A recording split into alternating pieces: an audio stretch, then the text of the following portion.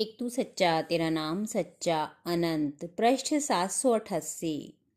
सतपुरुष बाबा फुलसंदे वाले कहते हैं, हे परमेश्वर, मलय मारुत की कोमल अंगुलियां मेरी पलकों को छूकर जब संगीत जगाती हैं तो मुझे तेरे संगीतकार होने का एहसास स्पष्ट हो उठता है। पर्वतों की गोद में बैठे बीन बजाते झरने सुर संगम के उतार चढ़ाव में गुथे राग संसार के शोर में धीरे से लीन हो जाते हैं। हे देवपुत्रों, स्याह रूह के रास्तों पर चिरागों को जलाए रहो। अच्छा नहीं है वक्त दुआ में हाथ उठाए रहो।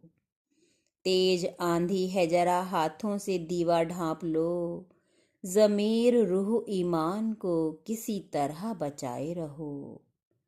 पिल पड़ो परमारथ में, छाती अड़ा दो सच की राह में।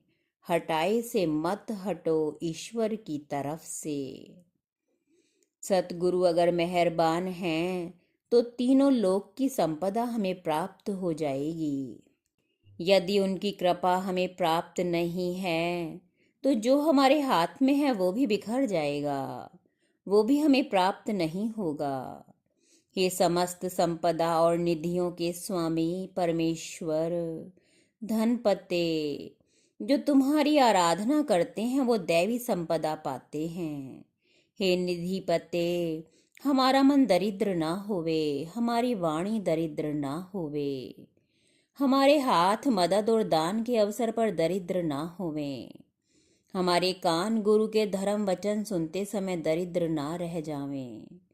तुम्हारी आराधना करने में और नर रूप में विचरते नारायण, तुम्हारी सेवा करने में कहीं मेरी आत्मा दरिद्र ना रह जावे। तुम मेरी यह विनय अवश्य स्वीकार कर लेना। नक्षत्रों और तारों के तले तुम्हारे ध्यान में जब मैं हे परमेश्वर सुध बिसारे बैठा रहता, तब गगन से उतरकर तुम मेरा मुख चूमते। जैसे पक्षी अपने छोटे बच्चे को पंख फैलाए चारों तरफ से घेरे रहते, ऐसे ही तुम्हारी अति दिव्य आत्माएं और श्वेत पंखों वाले फरिश्ते मुझे चारों तरफ से घेरे तुम्हारी दिव्य स्तुति के मंत्रों का उच्चारण करते रहते। इधर धरती पर मैं प्रार्थना करता, उधर दूसरे लोकों तक उजाला फैल जाता। यहाँ तक कि नरक की व्याकुल आत्माओं का अंधेरा क्षेत्र भी प्रकाशवान हो उठता। नरक लोक में भी दीपक जलाए जाते। भगवान यम अपने हाथों से प्रसाद बांटते। उस एक दिन के लिए पाप आत्माओं पर से यातना चक्र उठा लिया जाता। बहुत सी आत्माओं को रिहा भी कर दिया जाता। जो बुरे कर्म मनुष्य करता है उनका भोग भी उसी को भोगना पड़ता है। अतः बुरे कर्मों से ऐसे बचो जैसे शिकारी के तीर से पक्षी बचने का जतन करते हैं। एक तू सच्चा तेरा नाम सच्चा।